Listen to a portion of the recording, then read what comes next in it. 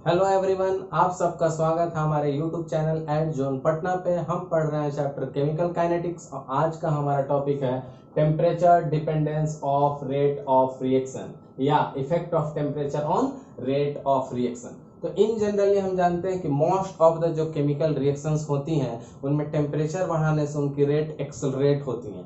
Most of the chemical reaction में क्या होते हैं, टेम्परेचर बढ़ाने से उनकी रेट्स एक्सेलरेट होती हैं। तो इसको जरा हम लिख लेंगे कि most of the chemical reaction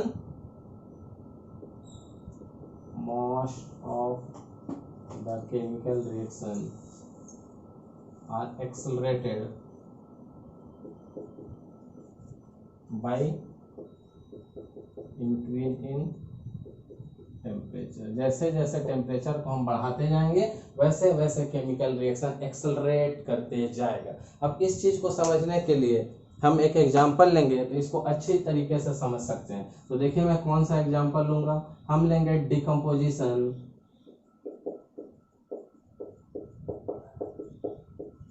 of N2O5। जब हम डिकम्पोजिशन ऑफ N2O5 की बात करेंगे तो जब मैं इसकी T½ की बात करूंगा एट डिफरेंट टेम्परेचर तो देखिए क्या फर्क पड़ने वाला है। जब मैं इसके T½ की बात करूंगा एट 50 डिग्री सेल्सियस, जब मैं बात करूंगा एट 50 डिग्री सेल्सियस, उस टाइम में T½ क्या होगा, सिर्फ 12 मिनट होंगे। बट अगर मैं टेम्परेचर को थोड़ा रिड्यूस करके 25 डिग्री सी पे ले आऊं तो T½ क्या हो जाएगा, यहाँ 50 डिग्री से मैंने रिड्यूस किया 25 पे, सीधा टाइम रिड्यूस होकर 12 मिनट से 5 आवर्स पे आ जाएगा। बहुत ज्यादा रिडक्शन है क्योंकि हमने टेम्परेचर घटाया। यहाँ हमने बोला था कि टेम्परेचर इंक्रीज करूंगा तो केमिकल रिएक्शन एक्सेलरेट होगा, यहाँ डिक्रीज किया टेम्परेचर तो डिसेलरेट हुआ। तो जब मैंने टेम्परेचर डिक्रीज किया तो डिसेलरेट। अब और डिक्रीज करके देखता हूं, अब 0 डिग्री सेल्सियस पे देखता हूं T½ देखिए कितना ज्यादा डिक्रीज कर गया। जो रिएक्शन 50 डिग्री पे आधा कंप्लीट हो रहा था 12 मिनट में, वही रिएक्शन 50 को 25 कर दिया तो हाफ कंप्लीट होने के लिए 5 आवर्स चाहिए, और 0 डिग्री कंप्लीट कर 0 डिग्री सेल्सियस टेम्परेचर दिया तो T½ होने के लिए 10 डेज चाहिए। तो टेम्परेचर जैसे जैसे डिक्रीज हो रहा है रेट ऑफ रिएक्शन वैसे वैसे भी डिक्रीज हो रहा है। Vice versa, increase in temperature तो केमिकल रिएक्शंस आर एक्सेलरेटेड।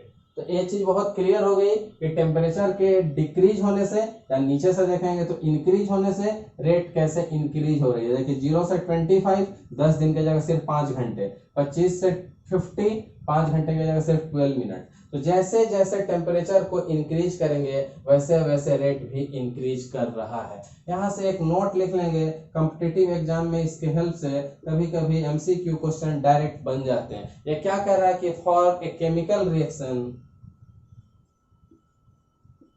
ये कहना चाह रहा है कि किसी भी केमिकल रिएक्शन में इन जनरल जब 10 डिग्री राइज करेंगे टेम्परेचर में, यानी 10 डिग्री टेम्परेचर बढ़ाएंगे तो रेट डबल हो जाएगा। फॉर एग्जांपल अगर मैं रूम टेम्परेचर 298 केल्विन पे कोई रिएक्शन कर रहा हूं और उसमें 10 डिग्री मैंने टेम्परेचर बढ़ा दिया तो जो रिएक्शन हो रहा था उसके हाफ टाइम में ही हो जाएगा, क्योंकि रेट डबल हो गया तो टाइम आधा लग जाएगा। तो वही नोट आपको लिखना है कि for a chemical reaction with rising temperature by 10 degree C, with rise in temperature by 10 degree C, अगर 10 डिग्री सेल्सियस टेम्परेचर में राइज करता हूं तो रेट कांस्टेंट नियरली क्या हो जाएगा, the rate constant nearly doubles,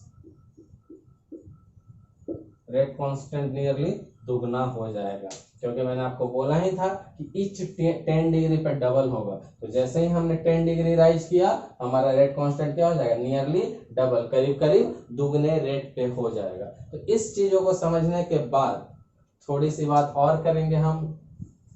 अब इन पे effect of temperature and rate पे जो इक्वेशन दिया था वो आर्हेनियस ने दिया था। वो किसने दिया था, आर्हेनियस ने। आर्हेनियस ने क्या इक्वेशन दिया था, वो इक्वेशन था K is equal to A E minus EA by RT। Arrhenius ने जो इक्वेशन दिया था वो मैंने आपके सामने लिख दिया। अब इसको समझने की कोशिश कीजिए, बट इसको समझने से पहले हमें कुछ और चीजें भी अच्छी तरीके से समझनी पड़ेगी। अभी मैंने सिर्फ लिस्ट कर दिया कि रेट कांस्टेंट का उसने रिलेशन किस चीज के साथ दिया था, टेम्परेचर के साथ। रेट कांस्टेंट का रिलेशन किस चीज के साथ आया था, टेम्परेचर के साथ। देखिए टी यहाँ है, कैसे टी बढ़ेगा, के पे क्या असर पड़ेगा नहीं पड़ेगा, ये रिलेशन आर्हेनियस ने दिया, जिसको हम आर्हेनियस इक्वेशन के नाम से जानते हैं। बट इस इक्वेशन के टर्म्स थोड़े अननोन्स हैं, वो मैं आपको थोड़ी देर में क्लियर डिस्कस करूंगा कि रेट कांस्टेंट है ए ई के पहले, एक्सपोनेंट के पहले है तो प्री एक्सपोनेंशियल फैक्टर है, और ई एक्टिवेशन एनर्जी है, R equal to gas constant और T equal to temperature in kelvin है। ये सारी चीजें मैं आपको नोट कराऊंगा, बट इन चीजों को समझने से पहले हमें कुछ और चीजें भी समझनी पड़ेंगी। इन चीजों को समझने के पहले हमें कुछ और चीजें भी समझनी पड़ेंगी। और यहां से हम एक चीज और कह सकते हैं, जो हमने 10 डिग्री टेम्परेचर का लिया, यहां से एक और इंपॉर्टेंट क्वेश्चन कभी कभी एग्जाम में आ जाता है, वो कहता है टेम्परेचर कोफिशिएंट। टेम्परेचर कोफिशिएंट जिसको डिनोट करते हैं हम लोग म्यू से। Temperature coefficient is nothing but mu. तो कहता है कि टेम्परेचर कोफिशिएंट है क्या, तो 10 रेट कांस्टेंट लेना है कब, देखिए टी प्लस 10 डिग्री पे या 10 डिग्री कम, दोनों का रेशियो। देखिए ध्यान से, टेम्परेचर कोफिशिएंट वो टेम्परेचर है जहां पे हम 10 डिग्री के डिफरेंस पे उसके रेट कांस्टेंट का रेशियो लेंगे। तो यहाँ पे जो टेम्परेचर होगी 10 डिग्री ज्यादा होगी न्यूमरेटर में, और डिनोमिनेटर वाली 10 डिग्री कम होगी। तो यहाँ से एक ये भी शॉर्ट नोट्स में आपको काम आ जाता है एमसीक्यू क्वेश्चन के लिए। अब इन चीजों को समझने के लिए आर्हेनियस ने जो फैक्टर दिया, इसको समझने के लिए हम एक सिंपल एग्जांपल कंसीडर करना पड़ेगा। एक सिंपल एग्जांपल कंसीडर करेंगे। अब वो एग्जांपल क्या है, सबसे सिंपल एग्जांपल हम लेंगे कि हाइड्रोजन गैस और आयोडीन गैस दोनों मिलके 2 मोल ऑफ HI गैस बन गया। हाइड्रोजन गैस और आयोडीन गैस दोनों मिलकर 2 मोल ऑफ HI बन गए। अब कह रहा है कि ये रिएक्शन कैसे होगा, तो आर्हेनियस ने कहा था कि ये रिएक्शन तभी होंगे जब हाइड्रोजन के मॉलिक्यूल्स और आयोडीन के मॉलिक्यूल्स के बीच में कोलिजन होगा। आर्हेनियस ने कहा था कि जब भी हाइड्रोजन और आयोडीन के बीच के मॉलिक्यूल्स, रिएक्टिंग मॉलिक्यूल्स के बीच में कोलिजन होगा, उसके बाद ही इनका फॉर्मेशन होगा। तो जरा इसको समझेंगे कि कोलिजन कैसे होगा। यहाँ जगह नहीं है, यहाँ पे समझिए। H2 है तो कैसे लिख सकते हैं, देखिए H2 को H और रिएक्शन किससे करना, देखिए I2 से, I बहुत ध्यान से देखेंगे, यह हो गया H2 प्लस I2। अब ये रिएक्शन करने के पहले रास्ते में क्या करता है वो देखिए, पहले वही समझना आपको।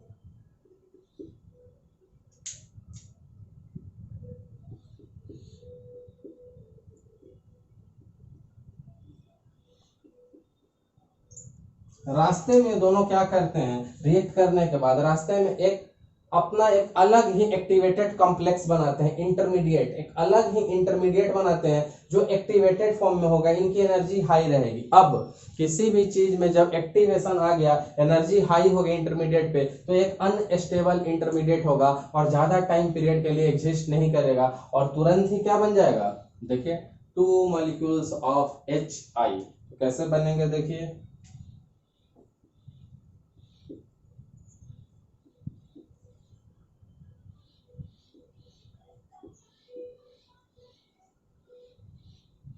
देखिए ध्यान से, आपको सारी चीजें बिल्कुल क्लियर हो जाएंगी। जब हमने शुरू किया था तो देखिए क्या लिया था, H2 प्लस I2, रास्ते में एक इंटरमीडिएट बना जो कि एक्टिवेटेड कॉम्प्लेक्स था, जो कि अनस्टेबल था, जिस कारण ज्यादा टाइम पीरियड के लिए एग्जिस्ट नहीं करेगा, और क्या फॉर्म कर देगा, देखिए 2 moles of HI, 1 HI another HI, 2 moles of HI form कर देगा। अब इस एक्टिवेटेड कॉम्प्लेक्स को कैसे बनाएंगे, इसका जरा ग्राफिकल रिप्रेजेंटेशन दिखा दूं आपको।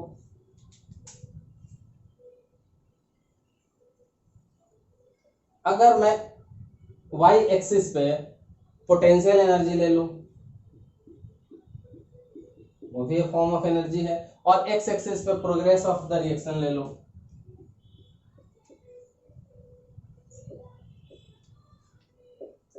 प्रोग्रेस ऑफ रिएक्शन ले लिया हमने। अब हमें बनाना है H2 प्लस I2 2HI का ग्राफ। इस ग्राफ में एक चीज क्लियर है कि गैसियस मॉलिक्यूल्स है, रिएक्शन खुद से हो रहा है, तो रिएक्शन कैसे होगा देखिए। अगर इसे ग्राफ की मैं ग्राफ बनाऊं तो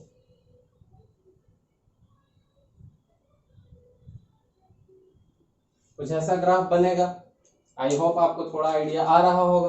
अब इस ग्राफ में ध्यान से देखेंगे तो रिएक्टेंट मॉलिक्यूल्स कौन से हैं, H2 प्लस I2, प्रोडक्ट कौन सा है, HI।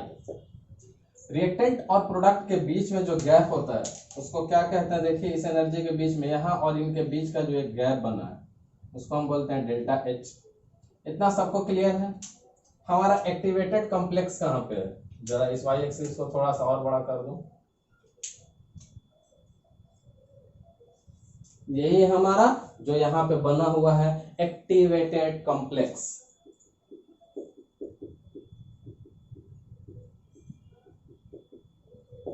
अब चीजों को जरा थोड़ा ध्यान से समझने की कोशिश कीजिएगा।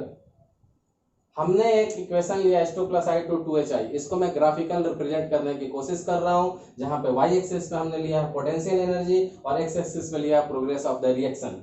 रिएक्टेंट से शुरू होकर रिएक्शन प्रोडक्ट की तरफ जा रहा है, रिएक्टेंट से यहाँ है, उनकी एनर्जी हाई है, प्रोडक्ट की एनर्जी लेस है, इसलिए रिएक्शन खुद से हो जाएगा। अब रिएक्टेंट्स हमारे क्या, H2 plus I2, product HI। Reactants की पोटेंशियल एनर्जी और प्रोडक्ट की पोटेंशियल एनर्जी के बीच का जो गैप है उसको डेल्टा H कह रहे हैं, और जो टॉप व्यू पोजीशन आया है जहां हाईएस्ट एनर्जी है वहां उसको हम एक्टिवेटेड कॉम्प्लेक्स कह रहे हैं। इस एक्टिवेटेड कॉम्प्लेक्स को बनाने के लिए जो एनर्जी लगती है उसको हम एक्टिवेशन एनर्जी कहते हैं। इस एक्टिवेटेड कॉम्प्लेक्स को बनाने के लिए जो रिएक्शन एनर्जी चाहिए वो एक्टिवेशन एनर्जी चाहिए। यानी रिएक्टेंट को अगर इतनी एनर्जी सप्लाई कर दो तो एक्टिवेटेड कॉम्प्लेक्स पे आ जाता है, और यू कैन सी दैट कि एक्टिवेटेड कॉम्प्लेक्स की एनर्जी सबसे हाई है और more the energy less the stability, वो तुरंत नीचे बढ़ जाएगा। बिल्कुल यही वाला इंटरमीडिएट है हमारा। देखिए रिएक्टेंट हमारे ये है H2 प्लस I2 रिएक्टेंट। थोड़ी देर बाद जब दोनों ने अकॉर्डिंग टू आर्हेनियस कोलाइड किया, कोलिजन किया, तो एक्टिवेटेड कॉम्प्लेक्स बना। इस एक्टिवेटेड कॉम्प्लेक्स को बनाने के लिए जो एनर्जी चाहिए वही हमारी एक्टिवेशन एनर्जी है।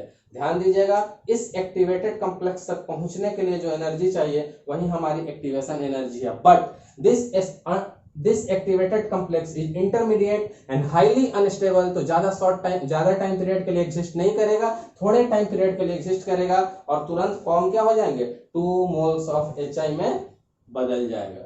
तो इस ग्राफ को समझ गए हैं तो आपको बहुत सारी चीजें क्लियर हो गई होंगी। होप आपको मैंने अच्छे से समझा दिया कि temperature dependence of rate of reaction क्या होता है, that is effect of temperature कैसे होता है। तो इन जनरल मैंने बताया कि टेम्परेचर बढ़ेगा तो रेट बढ़ेगा। मैंने एक एग्जांपल दिखाया डिकम्पोजिशन ऑफ N2O5 का, जिसमें मैंने टेम्परेचर को डिक्रीजिंग ऑर्डर में दिखाया, जिसके कारण उसका T12 भी डिक्रीजिंग गया, 12 मिनट से 5 आवर्स, 5 आवर्स से 10 डेज। उल्टा देखिए टेम्परेचर अब बढ़ा रहा हूं एज वी गो डाउन, नीचे से ऊपर 0 से 25, 25 से 50, 10 दिन की जगह 5 घंटे, 5 घंटे की जगह 12 मिनट, यानी टेम्परेचर के इंक्रीज से रेट एक्सेलरेट हो रहा है। ये क्लियर है। मैंने एक नोट बताया कि for any chemical reaction with rise in temperature by 10 degree rate constant nearly doubles. Her 10 degree पे जितने बार 10-10 डिग्री टेम्परेचर में बढ़ाऊंगा उतना रेट डबल होते जाएगा। इन सब का प्रूफ हम देखेंगे ग्राफिकल अभी थोड़ी देर में। टेम्परेचर कोफिशिएंट का टर्म बोला था कि एमसीक्यू क्वेश्चंस में आ जाता है, जिसको म्यू से डिनोट करते हैं। यही चीज है 10 डिग्री राइज। ये राइज टेम्परेचर पे जब T2 ग्रेटर है 10 डिग्री उस समय पे रेट कांस्टेंट, और T2 लेस देन 10 डिग्री पे दोनों का रेशियो। मैंने कहा कि आर्हेनियस ने वो इक्वेशन दिया था जो फैक्टर बताता था कि रिलेशन क्या है K के और T के बीच में, रिलेशन क्या है rate of reaction and effect के बीच में। तो मैंने एक सिंपल एग्जांपल लिया H2 प्लस I2 जो 2 मोल्स ऑफ HI प्रोड्यूस कर रहा है, सारे मोल्स गैसियस हैं। तो मैंने दिखाया कि रिएक्टेंट्स के मॉलिक्यूल से ग्राफ प्लॉट किया in between potential energy and progress of the reaction. इस साइड रिएक्शन प्रोसीड कर रही है और इस साइड पोटेंशियल एनर्जी बढ़ रही है। जैसे जैसे रिएक्टेंट्स के, मैंने बोला कि आर्हेनियस ने कहा है कि जब रिएक्टेंट के मॉलिक्यूल कोलाइड करेंगे तो कोलाइड करने के बाद एक एक्टिवेटेड कॉम्प्लेक्स बनाएंगे। रिएक्टेंट्स के H2 और I2 ने कोलाइड किया, एक एक्टिवेटेड कॉम्प्लेक्स बनाया। इस एक्टिवेटेड कॉम्प्लेक्स का क्या है, इंटरमीडिएट है और हाईली अनस्टेबल है, जिस कारण ये ज्यादा देर तक वहां टिक नहीं पाएगा और आगे प्रोसीड करके 2 मोल ऑफ HI बना देगा। बट इस एक्टिवेटेड कॉम्प्लेक्स को फॉर्म करने के लिए जिस एनर्जी की रिक्वायरमेंट होगी, they are called as activation energy. तो यहां तक मैंने आपको सारी चीजें बिल्कुल क्लियर कर दी हैं। अब मैं थोड़ा रब करूंगा और आपको और डिटेल्स में आगे लेके चलूंगा। तो हमने एक एग्जांपल लिया था कि H2 और I2 और दोनों मिलके क्या बने थे, दोनों रिएक्टेंट मिलके प्रोडक्ट दिया था 2HI। तो मैंने कहा था कि अकॉर्डिंग टू आर्हेनियस H2 और I2 कोलाइड करेंगे और तब इनका फॉर्मेशन होगा। बट कोलिजन के समय ऐसा जरूरी नहीं कि सारे और सारे रिएक्टिंग मॉलिक्यूल्स की काइनेटिक एनर्जी सेम हो जाए। ऐसे जरूरी नहीं कि ऑल रिएक्टिंग मॉलिक्यूल्स की काइनेटिक एनर्जी सेम हो जाए। तो ये बहुत डिफिकल्ट होता है किसी एक मॉलिक्यूल के बिहेवियर को प्रिडिक्ट करना।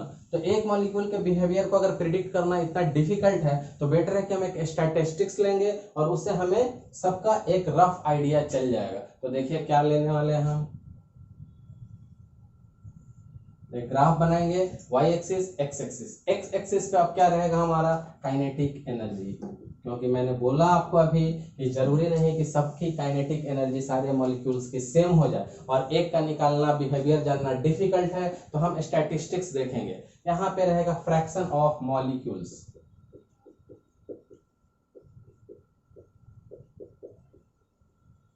अब जरा ध्यान से देखेंगे, पिछले ग्राफ से कंफ्यूज नहीं होना है। यहाँ y एक्सिस पे एनर्जी था, यहाँ x एक्सिस पे एनर्जी है। बहुत ध्यान रहे, यहाँ पे जो एनर्जी का फॉर्म है वो पोटेंशियल एनर्जी y एक्सिस पे था, यहाँ पे काइनेटिक एनर्जी है वो x एक्सिस पे है। ये फ्रैक्शन ऑफ मॉलिक्यूल्स है कि कितने मॉलिक्यूल्स कैसा बिहेव करेंगे। अब देखिए इनका ग्राफ कैसे होगा।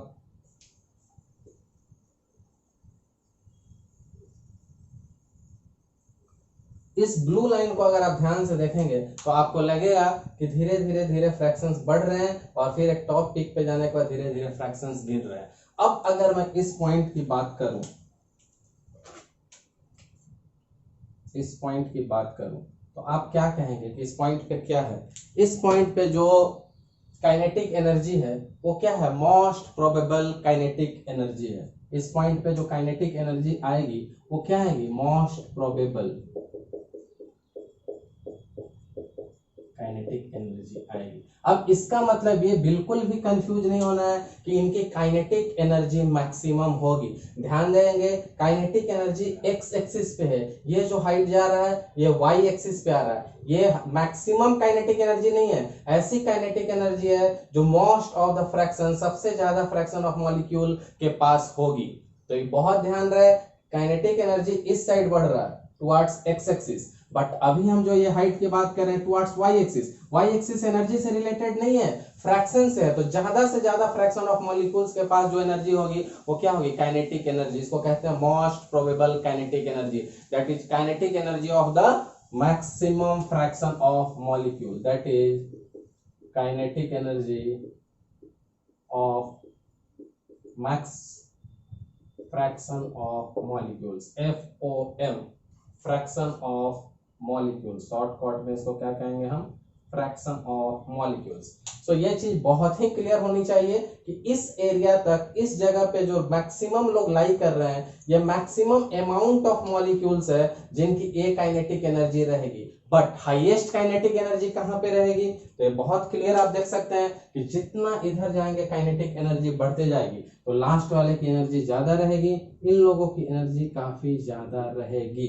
Because as we progress on the x axis kinetic energy keeps on increasing। तो इस लास्ट सेक्शन की जो काइनेटिक एनर्जी होगी वो हमेशा ज्यादा होगी, हाई एनर्जी होगी। यहाँ पे लिख लेंगे हम हाई एनर्जी, क्योंकि बहुत क्लियर है, एक्स एक्सिस पे जितना बढ़ेंगे काइनेटिक एनर्जी उतना बढ़ेगा। तो ये हाई एनर्जी हो गई। अब यहां से क्या कहेंगे कि ये हाई एनर्जी का मतलब यहाँ पे क्या है, which are capable to show effective collision, which are capable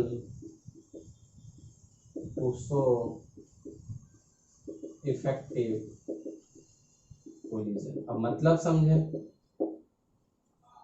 अब थोड़ी देर पहले आर्हेनियस ने बोला कि रिएक्टेंट के मॉलिक्यूल्स कोलाइड करेंगे और प्रोडक्ट का फॉर्मेशन करेंगे। मैंने बोला कि रिएक्टेंट्स के जो मॉलिक्यूल्स कोलाइड करेंगे उन सब की काइनेटिक एनर्जी सेम नहीं होगी and it is very tough to determine the individual behaviour. तो हम एक स्टैटिक्स देख रहे हैं। तो देखिए यहाँ सब हर फ्रैक्शन की, यहाँ तक जो फ्रैक्शंस थे उनके डिफरेंट काइनेटिक एनर्जी, सबकी इसकी हाईएस्ट काइनेटिक एनर्जी।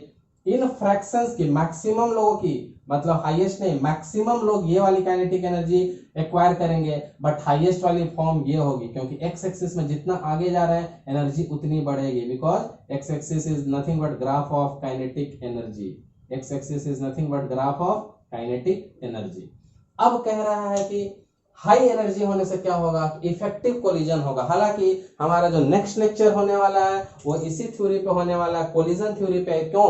क्योंकि रिएक्टेंट्स में मैंने बोला कि बहुत सारे रिएक्टेंट्स की काइनेटिक एनर्जी डिफरेंट है, सब लोग अलग अलग एनर्जी से कोलाइड करेंगे, बट हर कोलिजन से रिएक्शन नहीं होगा, हर कोलिजन से रिएक्शन नहीं होगा। कुछ इफेक्टिव कोलिजन्स होंगे जो अपने बैरियर्स को क्रॉस करेंगे और वही प्रोडक्ट को फॉर्म करते हैं। तो इसका मोर डिटेल्स अगला हमारा लेक्चर पूरा इसी पे रहेगा, कोलिजन थ्योरी पे।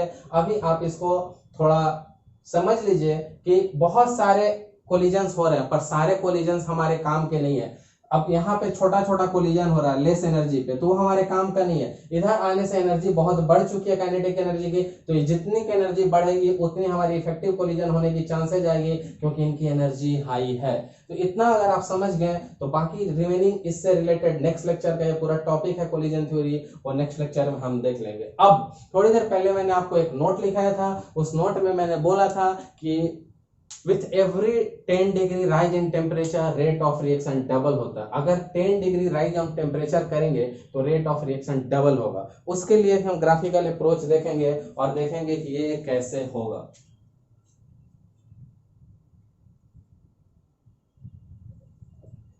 वाई एक्सिस बना लिया हमने, एक्स एक्सिस बना लिया, सेम रहेगा यहाँ भी। Y axis fraction of molecules का रहेगा, फ्रैक्शन ऑफ मॉलिक्यूल्स, और एक्स एक्सिस यहां भी रहेगा काइनेटिक एनर्जी का। फर्स्ट ग्राफ तो सेम रहेगा, देखिए क्या रहेगा।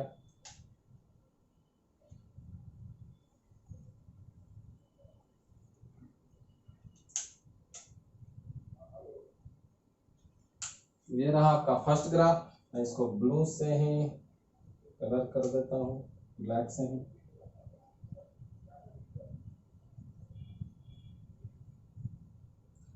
बिल्कुल यही ग्राफ है, तो अभी आपको ज्यादा सोचने की जरूरत नहीं है। सपोज ये जो रिएक्शन हुआ वो T टेम्परेचर पे हुआ।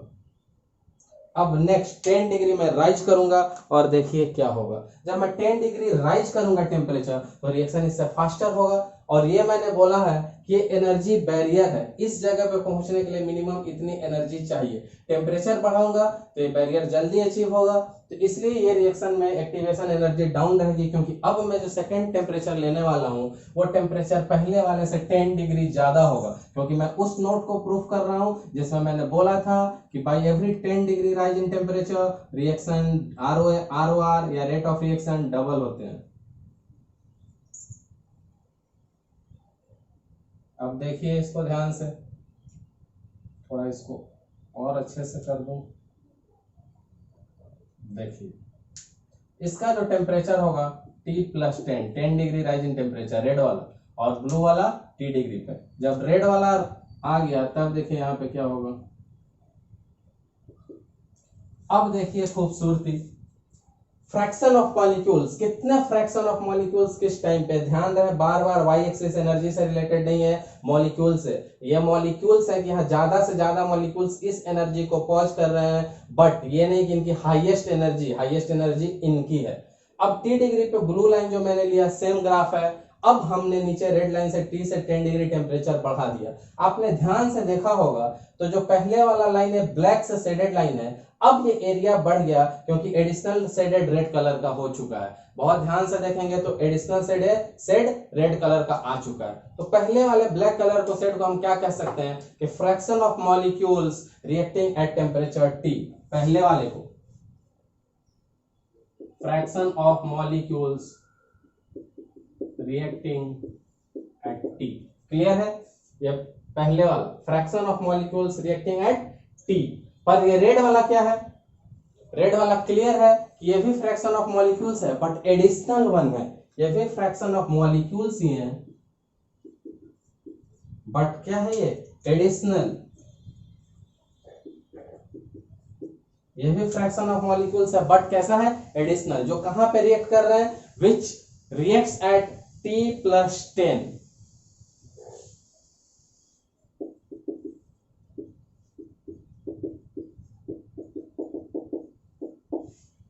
तो 10 डिग्री के राइज होने से देखिए क्या हो गया, ये जो हमारा शेडेड एरिया था बिलो वाला ब्लैक वाला, वो रेड वाले के साथ अब ऐड हो गया, तो करीब करीब डबल आपको दिख भी रहा होगा। अगर ब्लैक वाले एरिया की बात करूं उससे डबल हो जा रहा है 10 डिग्री बाद जब रेड के साथ ब्लैक को क्लब करूं। तो यहां से बहुत क्लियर है कि एरिया क्या हो रहा है,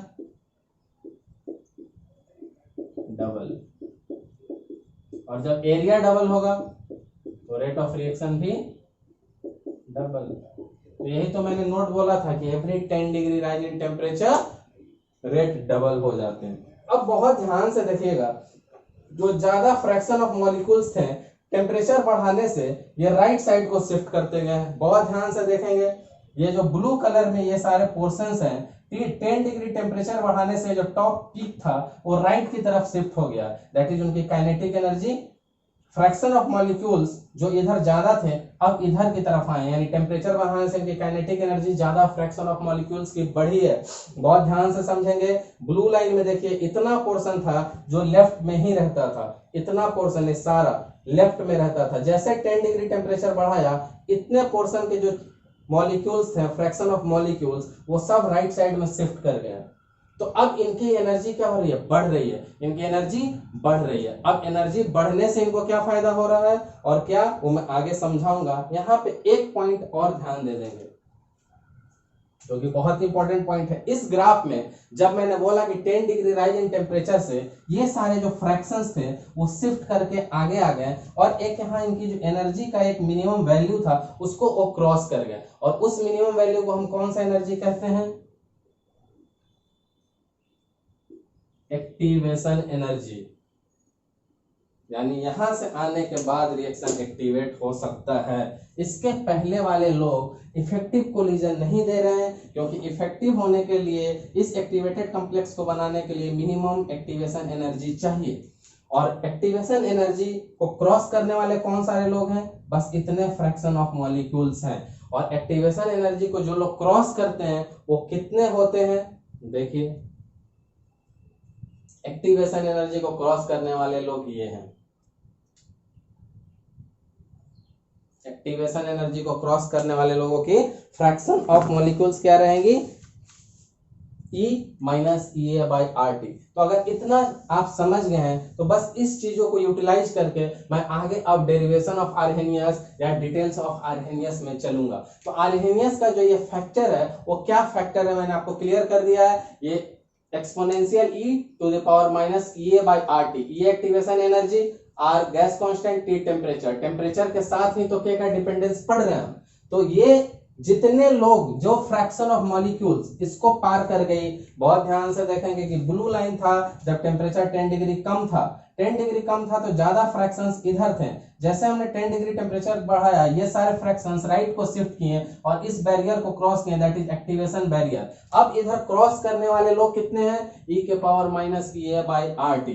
तो इतना आप समझ गए हैं। और ये क्या था, activation energy to reach at this activated complex. और जब तक हम यहाँ पहुंचेंगे नहीं रिएक्शन प्रोसीड होने की चांसेस नहीं होगी। तो इस रिएक्शन को होने के लिए हमें एक्टिवेशन एनर्जी इतना प्रोवाइड कराना होगा, उसके बाद खुद से हो जाएगा। तो अगर आप इतना समझ गए हैं तो मैं अब इसके डिटेल्स में चलूंगा, इसको रब करूंगा और हमारा नेक्स्ट टॉपिक होगा दैट इज आर्हेनियस इक्वेशन। यही इक्वेशन इसके डिटेल्स में चलेंगे। तो इस दोनों ग्राफ को आपको ध्यान रखना है कि एक्टिवेशन एनर्जी के बैरियर को क्रॉस कितने लोग कर रहे हैं, तो E⁻⁻EA/RT। अब मैं इसको रब करूंगा और मूव करेंगे फर्दर। तो मूव करते हैं अब हम अबाउट आर्हेनियस इक्वेशंस पे। तो अब हमारा टॉपिक क्या होगा,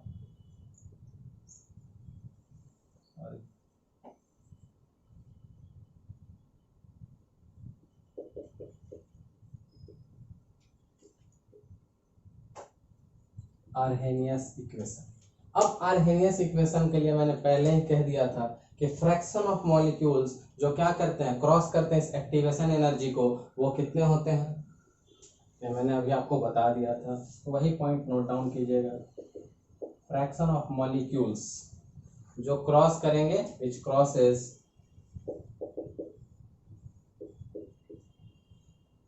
एक्टिवेशन एनर्जी, वो कितने रहेंगे। Fraction of molecules that crosses activation energy, वो कितने रहेंगे, इक्वल भी कह सकते हैं e के पावर माइनस ये बाई आर टी। क्लियर है, जो एक्टिवेशन एनर्जी को क्रॉस कर रहा है। अब अगर मैं रेट की बात करूं तो रेट क्या होगा, रेट भी यही होगा हमारा e माइनस ये बाई आर टी। के की भी बात करके देख लें, e माइनस ये बाई आर टी, कुछ भी नहीं बदलने वाला है। बट अगर मैं इस प्रोपोर्शनलिटी के कांस्टेंट को हटाऊंगा तो मुझे कोई ना कोई एक और कांस्टेंट लगाना पड़ेगा। तो k is equal to a e के power minus E A activation by R T. अब इसको बॉक्स में डाल लें, यही हमारा मेन इक्वेशन है। आपका काम सिर्फ इतने से चल जाएगा, आपको इस स्टोरी की इतनी ज़रूरत नहीं है। अगर आप समझ गए तो अच्छी बात है। मैंने यहाँ ग्राफिकली अप्रोच से बता दिया था कि ईए को क्रॉस करने वाले कितने हैं, तो इतने हैं। तो ईए को क्रॉस करने वाले जो एक्टिवेशन एनर्जी को क्रॉस करेंगे इतने हैं। रेट भी उन पर डिपेंड करेगी, रेट कांस्टेंट भी उस पर डिपेंड करेगा। प्रोपोर्शनलिटी के सिंबल को हटाएंगे तो एक हमें एक्स्ट्रा कांस्टेंट देना होगा। अब यहाँ से हम क्या क्या जानेंगे, इसके पहले हम देखेंगे सारे टर्म्स क्या है। तो के तो सबको क्लियर है क्या है, रेट कांस्टेंट है, इसमें किसी को डाउट नहीं है। ए क्या है, देखिए इस एक्सपोनेंशियल के पहले है, एक्सपोनेंशियल के पहले है, इसलिए क्या कह सकते हैं इसको, प्री एक्सपोनेंशियल फैक्टर।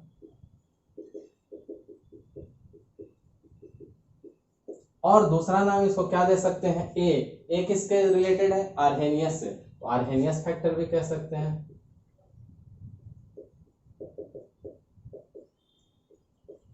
और एक और इसका नाम होता है, उसको कहते हैं फ्रीक्वेंसी फैक्टर।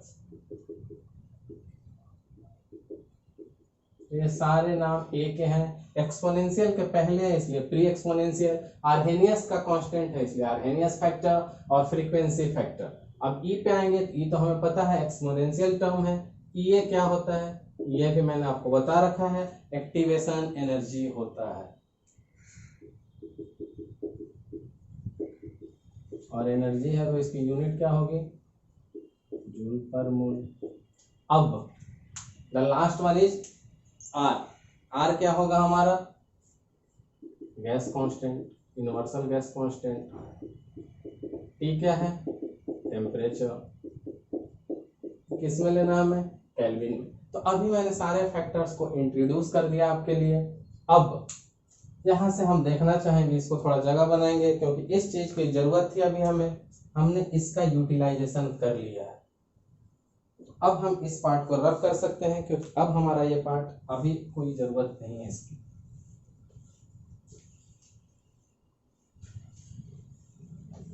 वहां से एक्स्ट्रा पीई मिट गया है, इसको रहने देते हैं क्योंकि जब ग्राफ है इसके एक्सिस भी रहनी चाहिए।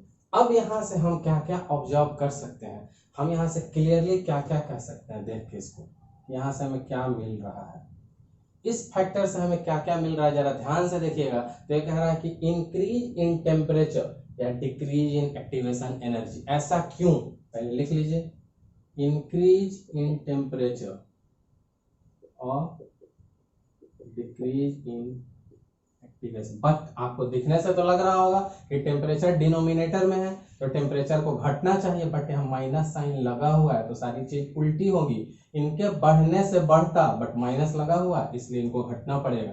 इस माइनस के कारण ये उल्टा हो रहा है, इंक्रीज या डिक्रीज। अगर ये माइनस नहीं रहता तो हमें टेम्परेचर डिक्रीज करानी पड़ती और एक्टिवेशन एनर्जी इंक्रीज करानी पड़ती इनको बढ़ाने के लिए, बट हमें माइनस लगा हुआ है तो अब increase in temperature and decrease in activation energy. अब ये जो लोग होंगे वो हमें क्या करेंगे, इनसे क्या होगा, ये लोग किस चीज को लीड करेंगे, लीड्स टू अब अगर चाहे मैं टेम्परेचर घटाऊं, सॉरी टेम्परेचर बढ़ाऊं या एक्टिवेशन एनर्जी घटाऊं, इनसे हमें फायदा क्या होगा? तो ये लीड्स करेंगे an increase in ROR, rate of reaction को बढ़ाएंगे, या हम कह सकते हैं कि हमारा जो रेट कांस्टेंट है उसको क्या करेंगे? इनको एक्सपोनेंशियल इंक्रीज कराएंगे। रेट कांस्टेंट को क्या कराएंगे? एक्सपोनेंशियल इंक्रीज इन के।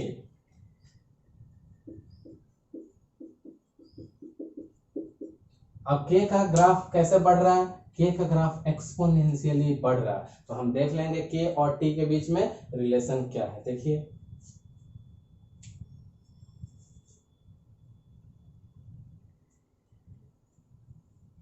अगर हम यहाँ के ले लें, यहाँ टी ले लें, तो जैसे जैसे के बढ़ेगा इंक्रीज इन टी, वैसे वैसे इंक्रीज क्या करेगा? रेट, या एक्सपोनेंशियली इंक्रीज करेगा के। तो देखिए यही होगा, एक्सपोनेंशियल का ग्राफ ऐसे ही होता है। तो एक्सपोनेंशियल इंक्रीज करेगा किसमें? के में, with respect to increase in temperature. So exponential increase in K, exponential increase in K with increase in T. Clear है?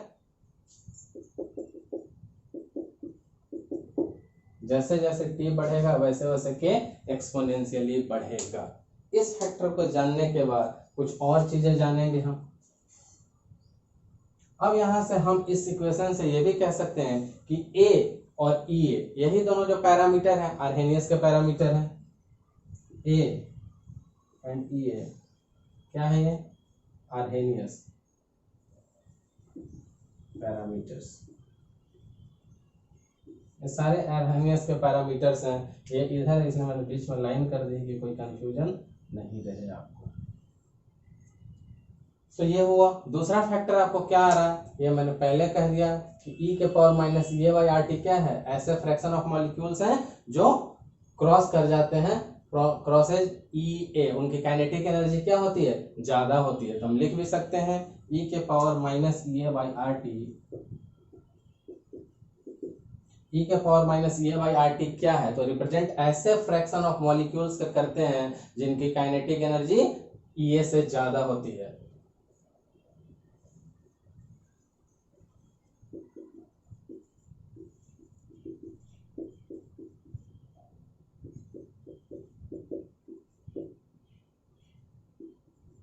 देख लीजिए, तो e to the power minus A by R T क्या है? Nothing but they represents fraction of molecules which have kinetic energy greater than and equal to E ए।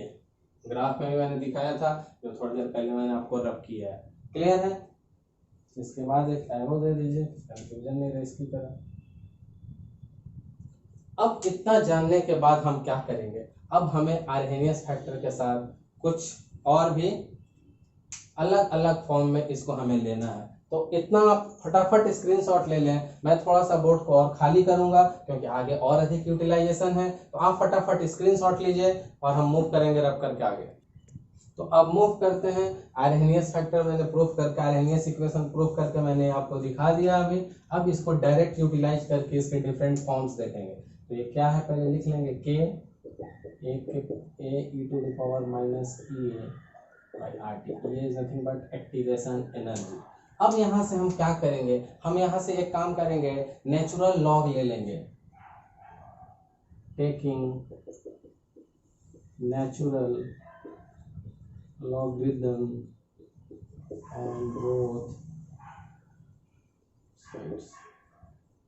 अब दोनों side natural log लेना है। नेचुरल लॉग मतलब ln, लीजिए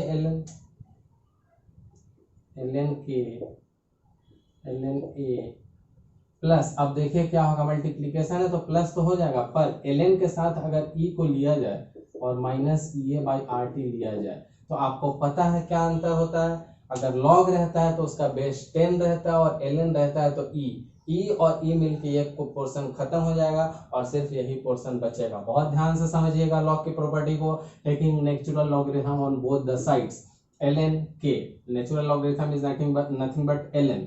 यहाँ multiplication है तो ये प्लस में डिवाइड हो जाएगा, ln a ln this much, but ln के बेस में भी e है और ये भी है। फॉर एग्जांपल अगर ln नहीं हो, log यहाँ पे 10 आ जाए, तो यहाँ भी बेस 10 है, यहाँ भी 10 है, लोग क्या हो जाते हैं 1, तो यहाँ भी e छुपा हुआ है, ये वाला पोर्शन पूरा 1 हो जाएगा, क्योंकि नेचुरल लॉग में e ही बेस होता है। तो यहाँ से जब ये पूरा पोर्शन 1 हो जाएगा, बेस e और e, तो सिर्फ बच क्या जाएगा यहाँ से माइनस EA बाई RT। क्या बच जाएगा माइनस EA बाई RT।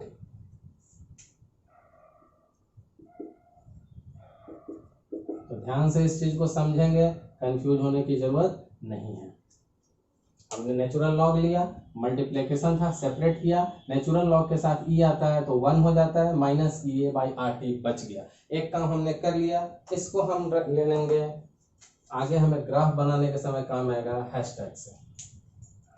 अब इस इक्वेशन में हमने ln के फॉर्म में ले लिया है, अब अगर हम इसको लॉग के फॉर्म में कन्वर्ट करना चाहें तो क्या होगा। लॉग के फॉर्म में कन्वर्ट करने के लिए हमें एक ही जगह फर्क पड़ेगा और कहीं नहीं। देखिए आपको पता चल जाएगा, पहले भी मैंने आपको बहुत सारे ग्राफ पढ़ाए हुए हैं।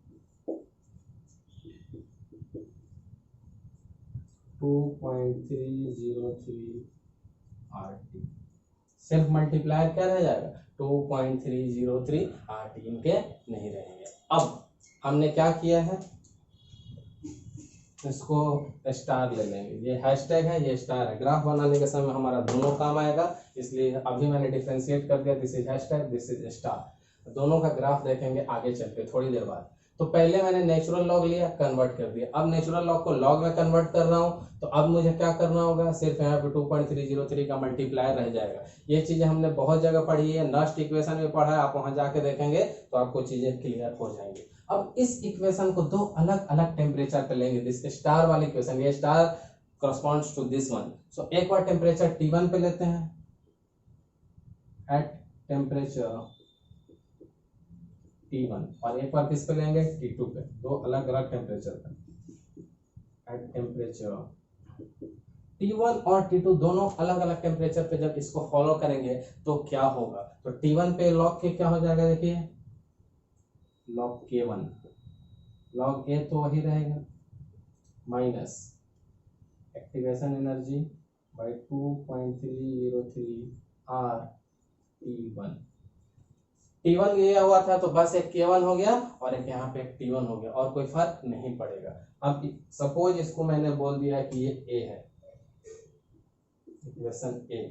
अब सेकेंड इक्वेशन पे काम करेंगे, टाइम T है तो बस T2, तो K2 T2 इतना ही डिफरेंस आएगा, लॉग K2 लॉग A रहेगा, एक्टिवेशन एनर्जी 2.303 R/T2। अब इस इक्वेशन को अगर मैं बोल दूं कि इक्वेशन B है, बहुत ध्यान से देखेंगे, दोनों इक्वेशन में मैंने कुछ भी नहीं किया है। ये जो स्टार वाली इक्वेशन है इसको दो डिफरेंट टेम्परेचर पे मैंने लिया, एक बार T1 पे एंड नेक्स्ट टाइम T2 पे। जब T1 पे लिया तो एक डिफरेंट कांस्टेंट K1 आया T1, T2 पे लिया एक डिफरेंट कांस्टेंट K2 T2। अब हमारे पास दो इक्वेशन है B एंड A। अब मैं क्या करूंगा, B में से A को सब्सट्रैक्ट कर दूंगा, देखिए क्या फायदा होगा। इक्वेशन B में से इक्वेशन A को सब्सट्रैक्ट कर दूंगा और देखिए क्या फायदा होगा। आप लिख लेंगे पूरा डिटेल्स में, subtracting equation A from the equation B। अब जब सब्सट्रैक्ट करेंगे तो क्या होगा वो देखिए, log K2 minus log K1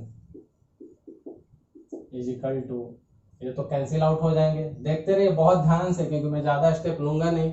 K2 minus K1, B में से एक हटाना है, K2 माइनस K1 हो गया, log A दोनों कैंसिल आउट हो गए हैं। B में से एक हटाना है तो इस पे माइनस हो जाएगा, इस पे प्लस। बहुत ध्यान से देखेंगे क्योंकि B में से एक हटाना है तो पहले B आएगा वो माइनस रह जाएगा और माइनस A मतलब ये प्लस हो जाएगा, तो पहले आ जाएगा T1 और बाद में जाएगा T2।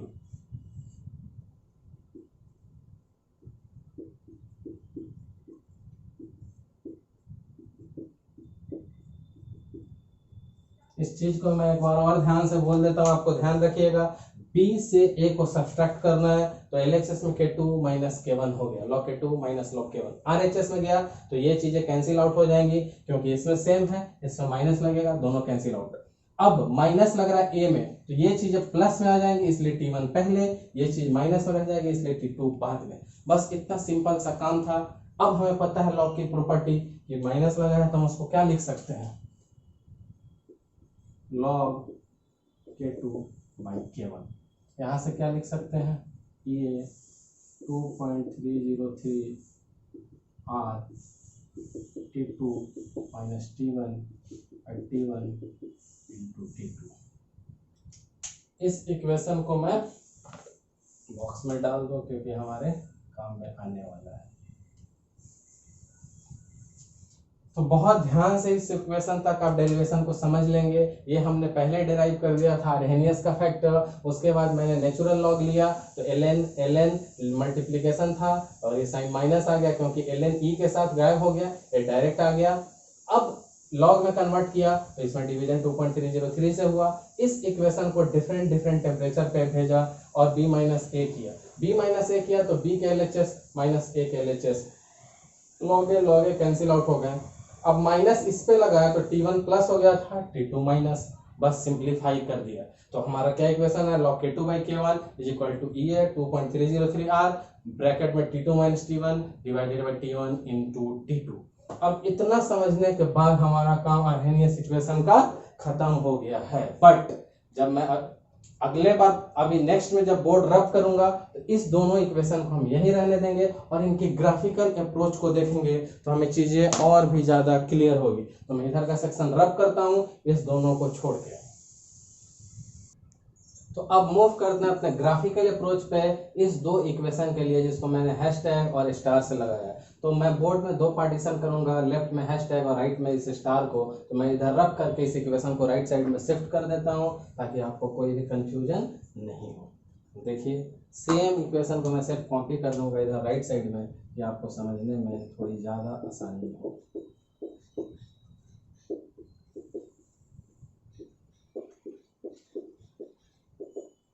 क्लियर, सारी चीजें मैंने वही हैं, इक्वेशन का वही रिप्रेजेंटेशन दे दिया और उधर से रब कर दूंगा ताकि दोनों एक साथ नहीं रहे, अलग अलग हो जाए और हमें आसानी हो दोनों के ग्राफिकल अप्रोच को देखने के लिए।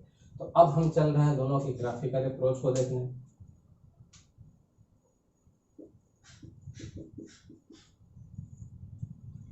देखिए अब दोनों की ग्राफिकल अप्रोच देखने के लिए हमें क्या करना पड़ेगा, दोनों को कंपेयर करना पड़ेगा। थोड़ा इसको भी आगे लिख दो इधर थोड़ा सा।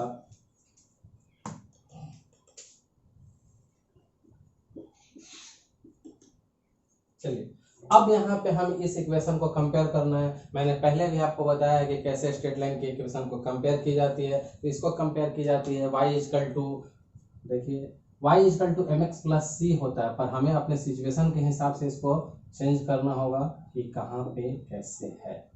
अब जरा ध्यान से अगर देखेंगे आप इस इक्वेशन में तो क्या मैं इस 1/t को ऐसे लिख सकता हूं,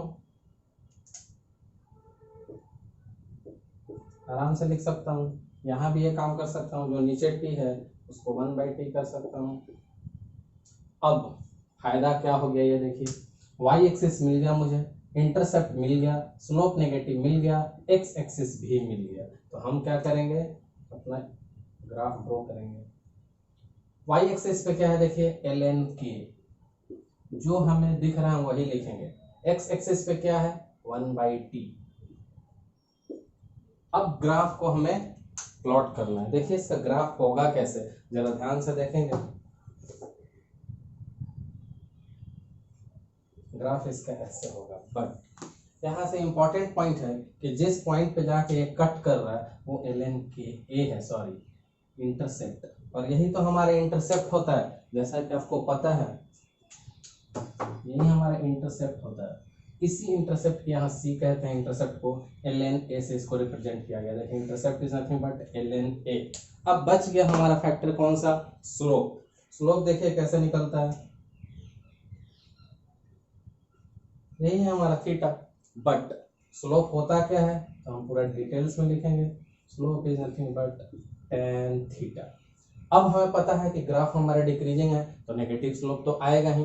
और स्लोप में देखिए y एक्सिस ये है, c ये है, x a है, तो m क्या है a/rt। तो स्लोप क्लियर हो गया, क्या हमारा माइनस ये बाई आर टी। स्लोप हमारा क्या है, ये बाई आर टी, और स्लोप डिक्रीजिंग है इसलिए नेगेटिव स्लोप है। तो ये चीज अगर क्लियर हो गई, नहीं क्लियर हो तो यही चीज को एक बार और देखेंगे यहाँ पे। अब लॉग के केस में वहां नेचुरल लॉग था, यहाँ पे बेस 10 है, तो सेम काम करेंगे, एक्सिस ड्रॉ करेंगे और इसको पहले कंपेयर कर लेंगे किससे, y is equal to C minus M X. अब सारी चीज आपके सामने है। y एक्सिस पे क्या आएगा, देखिए log k, x एक्सिस पे क्या आएगा 1/t। c इंटरसेप्ट कहाँ पे है, log a पे, तो जहां कट करेगा वो क्या होगा log a। इसका भी ग्राफ ऐसे ही जाएगा, देखिए अब जब यहां कट हुआ है तो यही इसका इंटरसेप्ट है। देखिए ध्यान से सारी चीजें समझते जाइए। y को कंपेयर किया log के से, y एक्सिस पे log के, x axis is 1/t, intercept log a, तो कट हुआ log a पे, यही इंटरसेप्ट होता है। डिक्रीजिंग ग्राफ है इसलिए नेगेटिव स्लोप। अब m किसके बराबर आ गया देखिए, और अगर पूरा डिटेल्स में लिखिएगा तो फिर वही slope equal to tan theta, और नेगेटिव है तो हमें माइनस लगा के ही लिखना होगा, तो माइनस ए बाई 2.303 r। देख लीजिए अब क्लियर। y एक्सिस, इंटरसेप्ट ये कटा हुआ part log a minus negative graph, this one is slope A by 2.303 r, और दिस वन इज x, ये m ये x। तो सारा ग्राफ आपके बिल्कुल सामने, यहाँ भी थीटा बिल्कुल इसी मैनर में निकलेगा।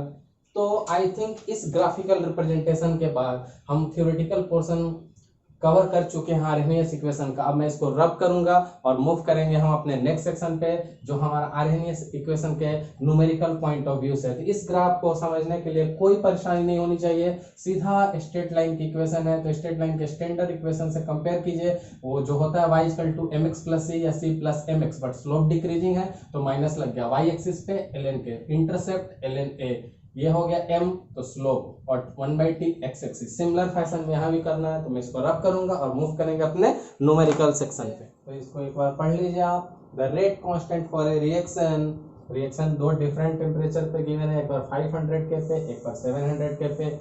उस जगह पे उनके क्या दी है, k गिवन है 0.02 per second and 0.07 per second respectively. That mean to say that 500 के पे 0.02 है and 700 के पे 0.007 per second है। कैलकुलेट क्या क्या करना है, एक बार ये करना है, एक बार ये करना है।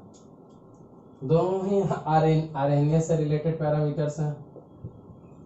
देखिए अब हमें एक फार्मूला पता है, अगर हम ये निकालने की कोशिश करें ई से रिलेटेड हमें कौन सा फार्मूला पता है, आपको पता है log k2 by log k1 EA 2.303 r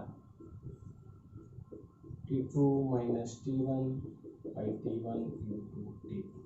ये फार्मूला मैंने आपको बता रखा है। इस फार्मूला में मुझे सिर्फ वैल्यूज को सब्स्टिट्यूट करना है, बाकी सब कुछ गिवन है। तो देखिए log k2 0.07 per second divided by k1 0.02 per second। ये हमें कैलकुलेट करना है।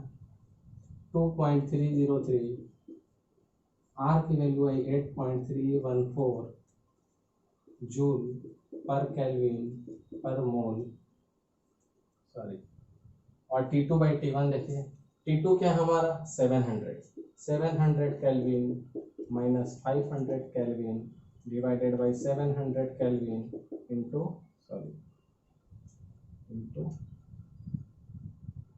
500 केल्विन। जब आप इसको सिंप्लीफाई करेंगे तो देखिए क्या मिलेगा। मैंने सिर्फ वैल्यू सब्स्टिट्यूट की है, K2 की 0.7, K1 की 0.2, दोनों पर सेकंड में, ये मुझे निकालना है। R की वैल्यू मैंने डाली 8.314 जूल पर केल्विन पर मोल। टेम्परेचर हमें पता है T2 700 है, T1 500 है। यहाँ उल्टा हो गया और मीनिंग सेम ही आएगा।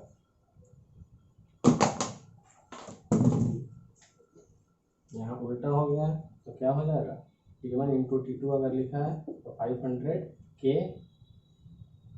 Into 700 K। अब अगर ध्यान से देखेंगे तो 500 K में से, सॉरी 700 में से 500 सब्सट्रैक्ट कर लेंगे तो कितना आ जाएगा 200 K। हमारा काम थोड़ा आसान होते जाएगा। देखिए इसके से ये के कैंसिल आउट हो जाएगा, यहाँ पर केल्विन है ऊपर जाएगा, नीचे वाले से कैंसिल आउट हो जाएगा। अब जब मैं इसको सिंप्लीफाई करूंगा तो यहाँ से वैल्यू आएगी 0.544। यहाँ से देखिए जब ये डाउन देखूंगा मैं तो इन न्यूमरेटर्स की वैल्यू आएगी 19.15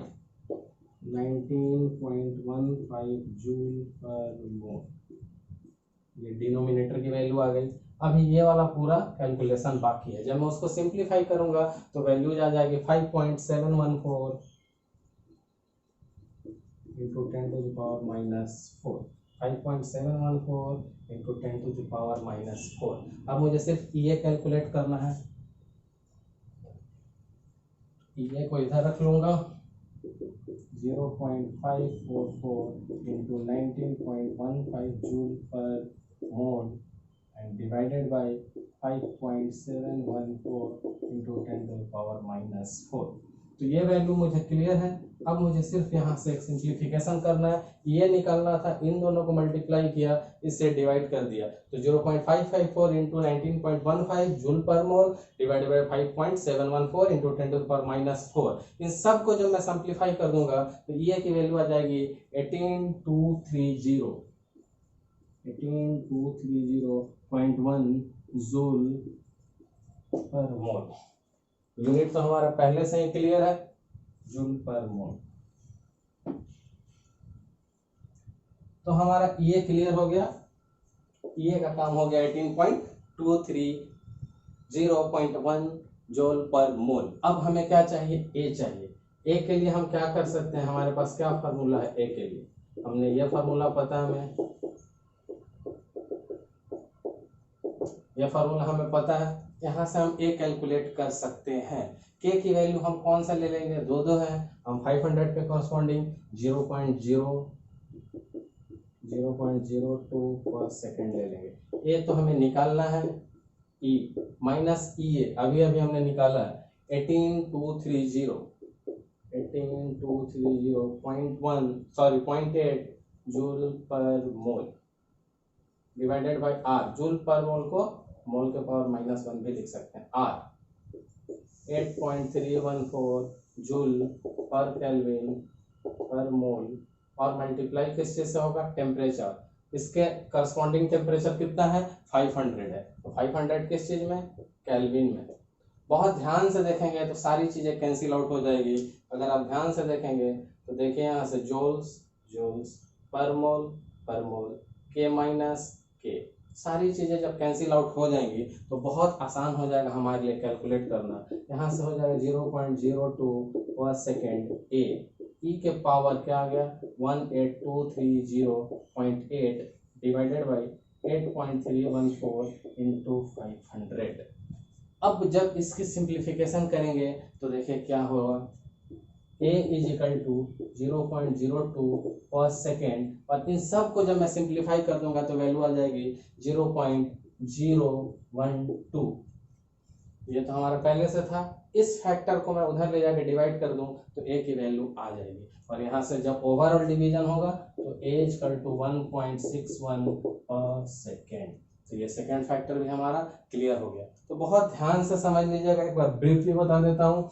दो अलग अलग डिफरेंट टेम्परेचर पे डिफरेंट के की वैल्यू गिवन है, आपको ई एंड ए निकालना है। ये निकालने के लिए ये फॉर्मूला आपको गिवन है, सारी वैल्यूज है एक्सेप्ट ये, सबको सब्स्टिट्यूट कर दीजिए, सिंप्लीफाई कर दीजिए, यूनिट्स का केयर कीजिए, आपको आंसर आ जाएगा 18.230.8 जूल्स पर मोल। अब आपको ए निकालना है, आपके पास ये फॉर्मूला है K equal to A into E to the power minus E by R T. K किसी का ले लेंगे 500 के करस्पॉन्डिंग 0.02 का लिया, ए है, ई अभी निकाला था, सब्स्टिट्यूट कर दिया, आर की वैल्यू हमें पता है, यहाँ भी डाला था हमने 8.31 जूल्स पर केल्विन पर मोल, और टेम्परेचर 500 इसके करस्पॉन्डिंग था। जब सिंप्लीफाई किया तो हमें यहाँ से इन सब की सिंप्लीफिकेशन करके 0.12 आई, एलएचएस हमारा 0.02 था, दोनों को डिवाइड किया, ए की वैल्यू आ गई 1.61 पर सेकेंड। तो इसके साथ ये न्यूमेरिकल कंप्लीट होता है। मैं इसको रब करूंगा और हम एक और न्यूमेरिकल करेंगे। तो मूव करते हैं अपने नेक्स्ट न्यूमेरिकल पे। तो इसमें एक बार इसको पढ़ लीजिए, for first order reaction rate constant for the decomposition of ethyl iodide by the reaction. Reaction given है इथाइल आयोडाइड का C2H5 गैस है और उसको C2H4 इथाइल आयोडाइड का रिएक्शन है। तो देखें यहाँ आई छूटा हुआ, आई ऐड कर लीजिए।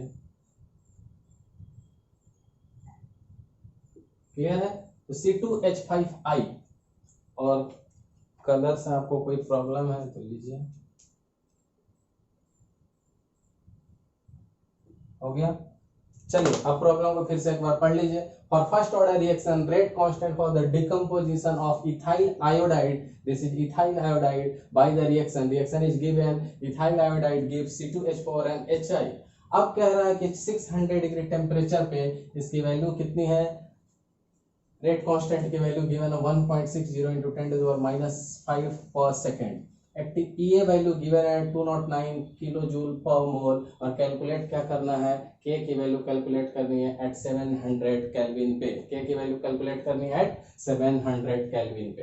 तो सारी वैल्यूज हमें गिवन है, हम इसका सॉल्यूशन करेंगे और देखिए क्या आएगा इसका आंसर। तो अब हम क्या करेंगे, फॉर फर्स्ट ऑर्डर रिएक्शन हमारे पास एक ही फॉर्मूला है, फिर से वही देखिए log K2 by K1 और यहाँ से मैंने आपको क्या फार्मूला बताया था, EA by 2.303R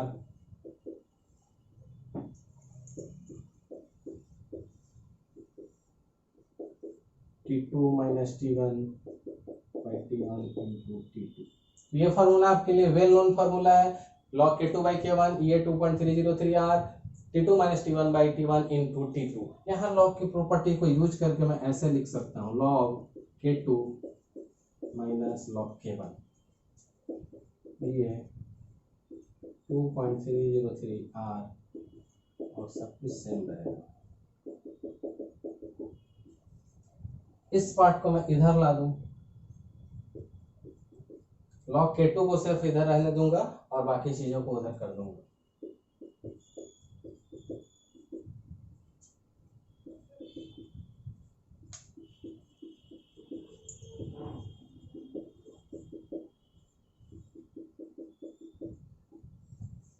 अब ध्यान से समझिएगा, मैंने कुछ भी नहीं किया, लॉग की property Lee, K2 by K1 को K2 minus K1 किया, K1 को उधर लेके आ गया, इधर माइनस था इधर प्लस हो गया, सब कुछ अभी मैंने सिर्फ कॉपी किया है। अब सब्स्टिट्यूशन करना शुरू करूंगा।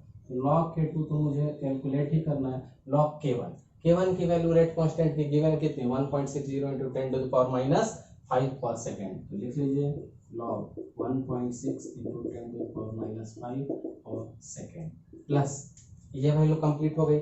एक्टिवेशन एनर्जी की वैल्यू गिवन है, ध्यान से देखेंगे क्या गिवन है, जो जो गिवन्स वैल्यू है वो आप देख लीजिए। यहाँ से मैंने ये वैल्यू डाली थी, अब यहाँ से क्या डालने वाला हूँ मैं, देखिए यहाँ से मैंने ये वैल्यू डाली थी, अब यहाँ से देखिए मैं कौन सी वैल्यू डालना हूँ, ये की 2.209 बट किलो में लगा हुआ है, किलो जूल्स मुझे चाहिए जूल्स में। तो मैं क्या करूँगा 209 into 10⁻³ अब हो जाएगा वो जूल पर मोल या जूल मोल -1 अब या मोल इनवर्स। तो हमने ये डाल ली, अब ये बच गया हमारा डिनोमिनेटर 2.303, आर की वैल्यू 8.314 जूल पर केल्विन पर मोल। ये वाला कैलकुलेशन थोड़ी देर पहले भी मैंने आपको सिखाया था कि सारे कैंसिल आउट हो रहे थे। टेम्परेचर देखिए क्या क्या है, टेम्परेचर एक हमारा 600 और एक टेम्परेचर दूसरा क्या हमारा 700। एक टेम्परेचर हमारा 600 और एक टेम्परेचर हमारा 700। तो देखिए 7K - 6K divided by 6K into 7K। तो इतना जब आप समझ गए हैं तो अब इसके आगे तो इस सब्स्टिट्यूशन को एक बार और ध्यान से देख लेंगे। सब्स्टिट्यूशन में K1 की जगह मैंने ये वैल्यू डाल दी है, उसके बाद EA की जगह पे मैंने ये वैल्यू डाली, किलो जूल था 10⁻³ से मल्टीप्लाई कर दिया, जूल पर मोल में आ गया। अब 2.303 कॉपी किया, R की वैल्यू 8.314 जूल पर केल्विन पर मोल सब्स्टिट्यूट किया। दोनों टेम्परेचर में क्या है हमारा, एक है हमारा 700 और एक है हमारा 600। दोनों टेम्परेचर हमें प्रीटी क्लियर है कि ये 600 है, ये 700 है। तो 7 - 6 divided by T1 into T2 600 into 700। अब इन सब चीजों की जब मैं सिंप्लीफिकेशन करूंगा तो देखिए क्या मिलेगा, log K2, ये वाला जो फर्स्ट पार्ट है इसकी वैल्यू आ जाएगी -4.796। फर्स्ट पार्ट की वैल्यू आ जाएगी -4.796 और सेकेंड पार्ट जो है हमारा पूरा ये कंप्लीट आ जाएगा 2.599। क्या आ जाएगा 2.599। और जब इसके बाद log K2, अब कुछ भी नहीं करना है, इस पार्ट की वैल्यू मैंने सब्स्टिट्यूट कर दिया आफ्टर सिंप्लीफिकेशन, इन सबको सिंप्लीफाई करके सब्स्टिट्यूट कर दिया। ये दोनों लाइन अलग है, कंफ्यूज नहीं होना है, इधर से वो दूसरा लाइन है। अब जब मैंने -4.796 से इन दोनों में ये माइनस से प्लस, जब इसको सिंप्लीफाई करूंगा तो -2.197 आ जाएगा, -2.197 आ जाएगा। log K2 is to nothing but -2.197। अब देखिए बस ये सेकेंड वाला यूनिट चल रहा है, बाकी खत्म है K2।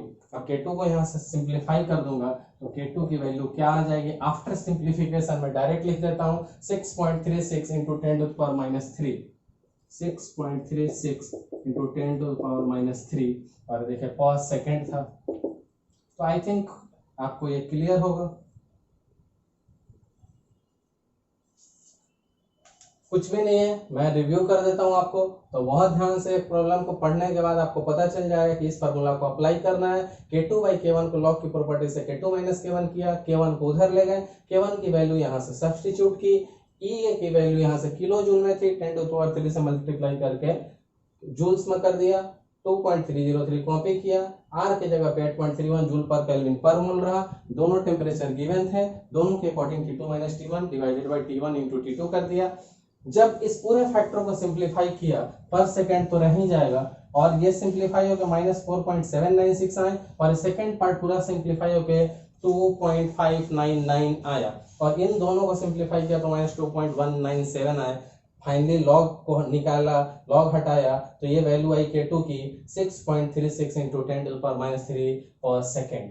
तो इसके साथ आज का लेक्चर खत्म होता है। इस लेक्चर को अच्छे से देखिए, कोई भी डाउट रह जाए तो वीडियो को रिव्यू कीजिए। किसी भी चैप्टर्स को पढ़ रहे हैं तो वीडियो को शुरू से देखिए ताकि आपको कोई कंफ्यूजन नहीं रह जाए। अच्छे से पढ़िए, फिर भी कोई डाउट रहे तो आप मुझे कमेंट कीजिए, मैं उसका रिप्लाई जरूर करूंगा। मिलते हैं जल्दी इसके नेक्स्ट लेक्चर में। Until then, thank you.